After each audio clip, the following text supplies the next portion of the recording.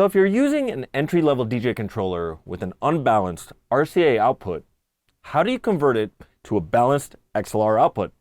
Well, my friend built me this passive RCA to XLR Direct Box. It even has a little ground lift switch. Greetings, knowledge seekers, the force is with you. Today, I'm going to show you this little box my buddy Dallas Nicholson put together for me so you can start taking advantage of a balanced audio signal even when you're using an entry-level DJ controller. And it's always a great idea to grab some music from the folks that made this video possible. This video is brought to you by Direct Music Service. Check out the description or the pinned comment below for discount codes.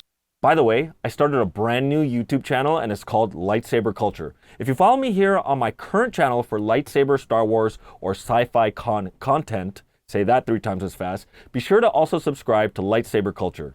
We'll be doing all our saber content exclusively on the new channel once we get it up and monetized. So be sure to subscribe to that new channel and hit that bell notification. So you might ask, what's the difference between this box and an RCA to XLR cable or adapter?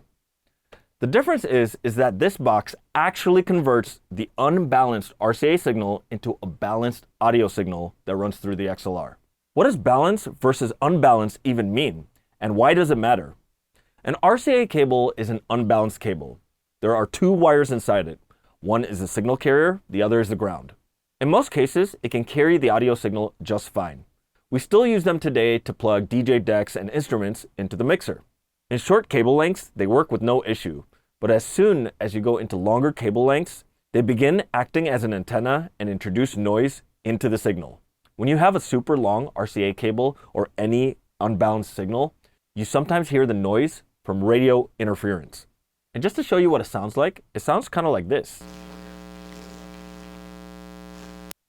In an XLR cable, there are actually 3 wires inside, 2 of which act as a signal carrier, while the third is the ground.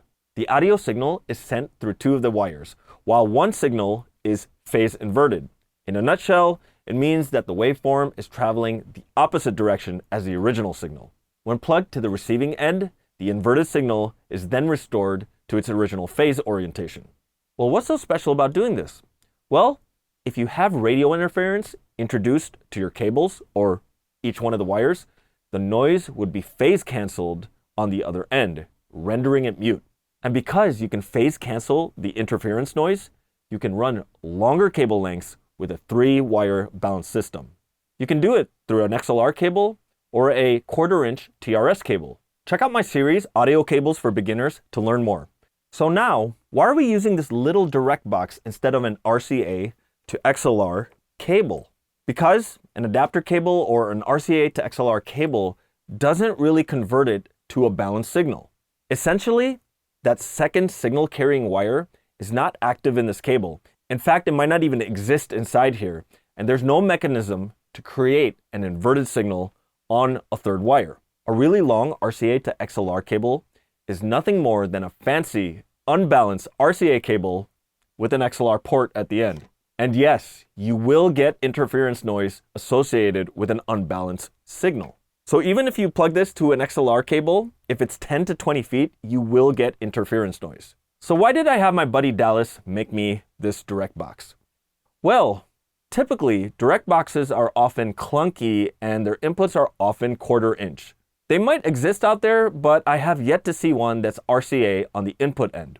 Sure, you can use RCA to 1/4-inch adapters, but I wanted a small, simple solution. So I asked Dallas to create me a passive box that is small, so it matches the aesthetic of a small entry-level DJ controller. I wanted 2 XLR outputs with 2 RCA input jacks instead of 1/4-inch.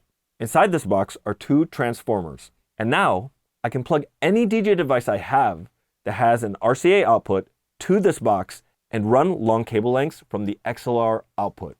Now at the moment, I have a 5-foot pair of RCA cables connected to it with a 10-foot pair of XLRs. One of the things that Dallas included was this ground lift switch right here. And what's cool with it, we can actually hear what the signal sounds like because you basically can flip it from balance to unbalanced. So I'm going to boost the signal 20 dB so you can hear it. So here's the ground lift when the switch is down. We don't hear anything there. Here's what it sounds like when it's switched up.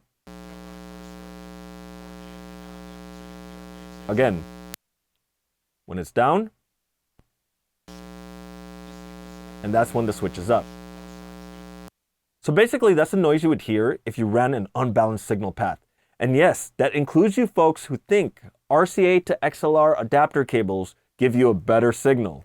You somehow have to have your signal converted. So I'll leave you guys with some affiliate links down below with some choices for a direct box. But if you want to actually build one yourself, let me know in the comments below, and we'll get Dallas here to show you how he built this box. Whenever you're using an entry-level DJ controller and you have to plug it to a bigger system, it's always important to know these things, which I cover in this video right here. Really appreciate you for watching, and we'll see you in the next video. And don't forget, the force is with you always.